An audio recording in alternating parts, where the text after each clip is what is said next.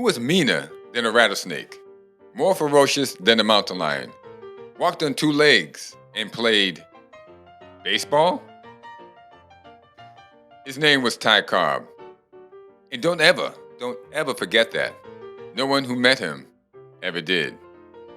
The Amazing Grace Sports Network is here to commemorate the birthday and the life of Mr. Tyrus Raymond Cobb. Ty Cobb was born in Narrows, Georgia on December 18th, 1886, the first child of William and Amanda Cobb. Soon after his birth, the family moved to Royston, Georgia. Early in Cobb's life, he decided he wanted to become a professional baseball player, a profession that epitomized cursing, drinking, and fighting, a lifestyle that his father, William Cobb, was vehemently against. Cobb's father was the editor of the local newspaper, a high school teacher, and a politician. He was a man with a cosmopolitan mind and who believed that education, not sports, led to a suitable place in society. There were other factors influencing William Cobb's decision. As a young teenager, his son was neither big, fast, or strong. Quite the opposite. In fact, he was short, slow, and weak. But young Ty refused to give up on his dream. He latched on to an underage team of his town, the Royston Rompers, as a mascot. He made baseballs. He cleaned bats. He shagged foul balls, anything to stay with the team. Cobb was undersized, and they laughed at him when he tried to talk his way into the lineup. But young Ty was determined. He ate, breathed, lived, and studied baseball from the time he awoke until the time he went to sleep. When he slept, he dreamt baseball. He bought books on how to be a better hitter, a better base runner, or a better fielder. Every obstacle or slight just motivated him to get better. Young Ty's dedication and focus won his father over into supporting him. The two bonded over his ambition. With his father's backing and growing 4 inches over 2 years, young Ty improved to the point where he was no longer being laughed at. He went from the team's mascot to the team's best player. Soon his talents outgrew the Royston Rompers, and at age 14, he was brought on to the town's semi-pro team, the Royston Reds. By 18, Cobb's talents had grown immeasurably. He caught the eyes of Major League scouts all over and was signed by the Detroit Tigers in early 1905. But that same year, his father would die from a gunshot wound inflicted by, of all people, his mother. From scuttlebutt rumors, William Cobb came to believe his wife Amanda was not being faithful. So William pretended to leave town on business earlier in the day, and then under the cover of the night, he returned and placed himself on the landing outside of their second-story bedroom window. At some point in the night, Amanda Cobb heard noises outside of her bedroom window. Thinking that it was an intruder of some sort, she fired her pistol twice, wounding William fatally. Young Ty was close to his father, saying at the funeral, "There goes the best man I ever knew." Yet the tragedy only motivated him to succeed even more, later saying, "I did it for my father. He never got to see me play, but I knew he was watching me, and I never let him down." Cobb's professional career began just 3 months after the tragedy. It was toward the end of the season, and he played in just 41 games. At 18, he was a shy, educated young teenager surrounded by coarse, uneducated, and sometimes illiterate grown men. Men who were hard drinkers, quick to fight, and viewed his naivete as an opening to take advantage of him on and off the field. Many in the league took every opportunity to knock him down a peg, even his own teammates. Most would have quit, but Cobb not only did not quit, he fought back. His ambition and tenacity galled many of his contemporaries. The hazing continued into 1906, his first full year as a player. But Ty Cobb did not back down. Says Cobb, I was a mild-mannered Sunday schoolboy, but those old-timers turned me into a snarling wildcat.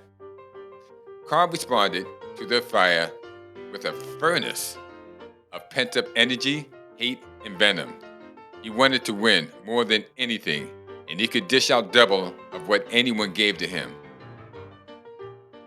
Cobb did not know the meaning of stop, cease and desist, or pity. Every insult or slight pricked him and pushed him and fueled him to become better and to dominate all of them. In 1907, his second full season, Ty Cobb blossomed into the game's greatest player. The Detroit Free Press labeled him daring to the point of dementia. Cobb hit a league-leading .350, making him at the time the youngest player in history to capture the batting crown. And he led the league in stolen bases with 53.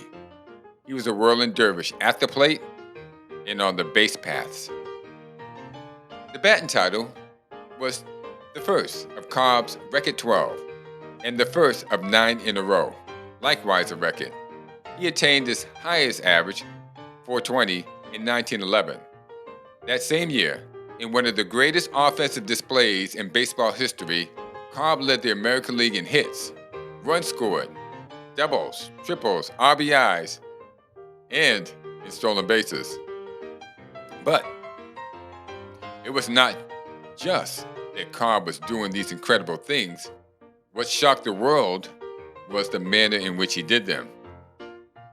Ty Cobb played with a ferocity that bordered on insanity. I want you to listen to a couple of Ty Cobb's quotes.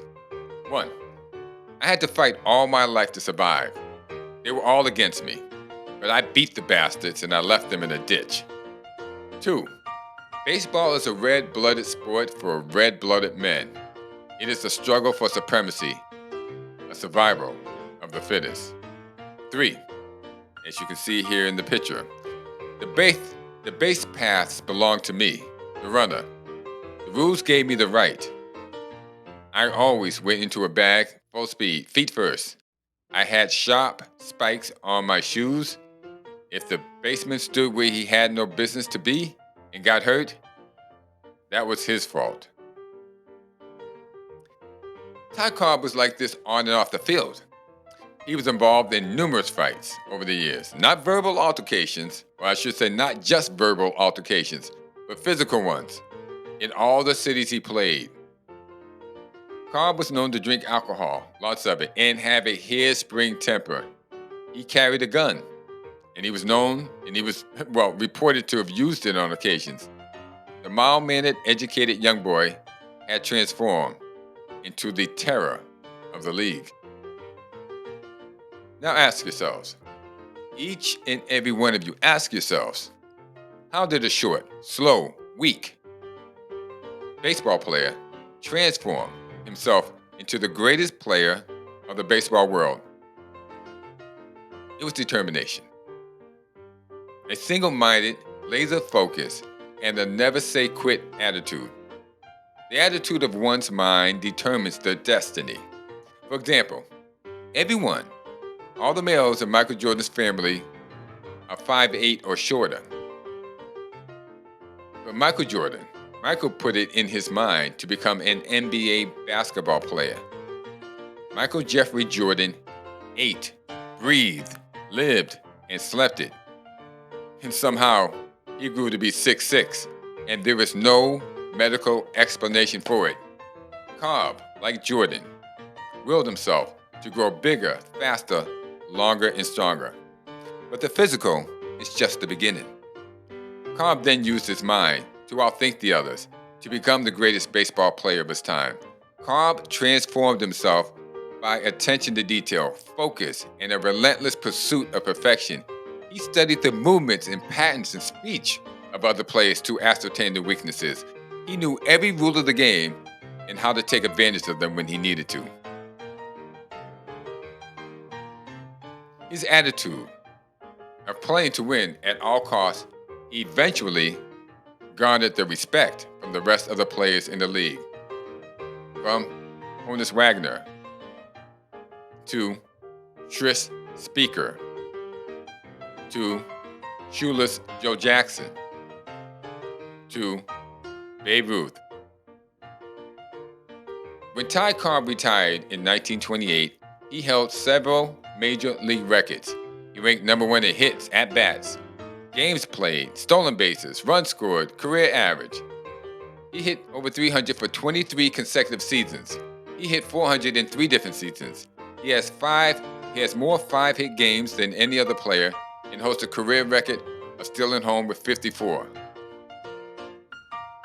Cobb is credited with setting over 9,000 Major League Baseball records throughout his career. Cobb surpassed all the statistics of those who preceded him. He surpassed the exploits of all his contemporaries.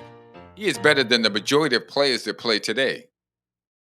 But according to Cobb, the biggest hit he ever made was on his deathbed on July 17, 1961, with tears in his eyes. Ty Cobb welcomed Jesus Christ as the Lord and Savior of his life. He told his pastor, "I believe in Jesus, and I believe in prayer. I pray and I pray and I pray every day. Tell my children that I am sorry that it was the last part of the ninth inning when I came to know Christ. I wish that it could have been in the top half of the first." We all do, Ty. We all do. We all wish we had come to Christ sooner. So, with that, have a happy, hopefully heavenly birthday, Mr. Tyrus Raymond Cobb.